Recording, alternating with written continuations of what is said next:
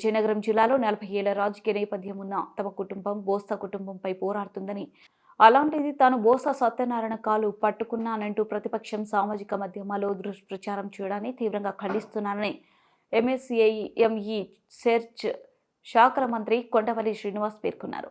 మాజీ మంత్రి బోసా సత్యనారాయణ కాలు మంత్రి శ్రీనివాస్ ముఖ్యాలంటూ సామాజిక మాధ్యమాల్లో అవుతున్న ప్రచారంపై ఆయన స్పందించారు. మంగళగిరిలోని తేదీపా కేంద్రం కార్యాలయంలో శనివారం మాట్లాడారు.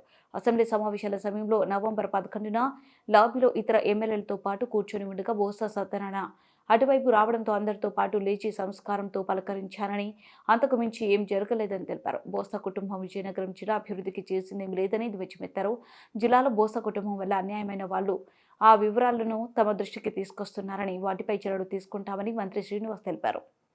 ప్రాజెక్ట్స్ అవ్వచ్చు, రైతువారి సమస్యల పట్ల చిత్తశుద్ధితో పరిష్కారం చూపించడం అవ్వచ్చు, ఇవన్నీ కూడా ఉత్తరాంధ్రలో ఒక కొత్త నాయకత్వం ఏర్పాటు చేస్తూ ఒక కొత్త మంచి ఆలోచన, అభివృద్ధి పట్ల ఉన్నటువంటి మంచి ఆలోచనతో ఈరోజు రాష్ట్ర ప్రభుత్వం కూటమి ప్రభుత్వం పెద్ద ఎత్తున ఒక మంచి పేరు తెచ్చుకునే క్రమంలో ఈరోజు ప్రతిపక్షం ఎవరైతే మీడియా వాళ్ళు ఉన్నారో గడిచిన 2 రోజులుగా ఒక ప్రచారం ఏదైతే చేస్తున్నారో దాన్ని పూర్తిగా నేను ఖండిస్తున్నాను. ఏదైతే వాస్తవాలు లేకుండా పూర్తిగా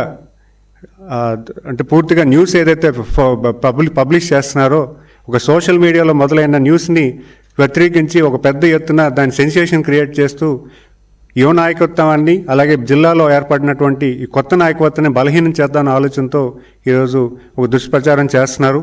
ముఖ్యంగా ఆ రోజు జరిగిన విషయం ఏంటంటే, ఈ అసెంబ్లీ నవంబర్ 11వ తారీఖున జరిగింది. ఆ అసెంబ్లీకి వెళ్తున్న క్రమంలో శాసనసభ్యులతో పాటు నేను కూడా కూర్చోవడం జరిగింది. అప్పుడే వచ్చిన ఆ బొత్స సత్యనారాయణ గారిని చూడంగానే అందరూ లేచి పలకరించారు. అది సంస్కారంతో పలకరించిన తప్పించి అక్కడ జరిగినటువంటిది ఏ క్రమం కూడా వాళ్ళు చెప్పినటువంటి పూర్తి స్థాయిలో అసత్య ప్రచారాలు తప్పించి దాంట్లో ఎటువంటి సత్యం లేదని నేను తెలియజేసుకుంటున్నాను. ఈరోజు ఉత్తరాంధ్ర జిల్లాల్లో మంచి వాతావరణం, కుటుంబ పరిపాలన నుంచి కూటమి పరిపాలనలోకి వచ్చాం. మీరు చూసుకుంటే గడిచిన 20 సంవత్సరాల్లో కుటుంబ పరిపాలనని పెద్ద ఎత్తున వాళ్ళు ప్రోత్సహించి విజయనగరం జిల్లాలో పెద్ద ఎత్తున వాళ్ళ తాలూకా కుటుంబ సభ్యులే ఒక్కొక్క కాన్స్టిట్యున్సీ తీసుకొని వాళ్ళు నిలబడడం కానీ, లేకపోతే వాళ్ళ తాలూకా మనిషి నిలబట్టి పూర్తి స్థాయిలో భూదందాలు అవ్వచ్చు, లేకపోతే ఇసుక దందాలు అవ్వచ్చు, లేకపోతే లిక్కర్ దందాలు అవ్వచ్చు, పూర్తి స్థాయిలో వాళ్ళు కుటుంబ పరిపాలన చేసిన తరుణంలో ఈరోజు విజయనగరం జిల్లాలో ప్రజానికం అందరూ కూడా ఏకమై ఈరోజు మొత్తం వాళ్ళెవరిని కూడా గెలిపించకుండా కూటమి ప్రభుత్వం నిలబెట్టిన క్యాండిడేట్స్ని ఈరోజు ఏకతాటిగా గెలిపించిన ఈ క్రమంలో మీరు ఆలోచన చేస్తే వాళ్ళ తాలూకా పరిపాలన, వాళ్ళ తాలూకా లీడర్షిప్ని పూర్తిగా నిర్వీర్యం చేసే క్రమం మొదలైందని చెప్పుకోవాలి.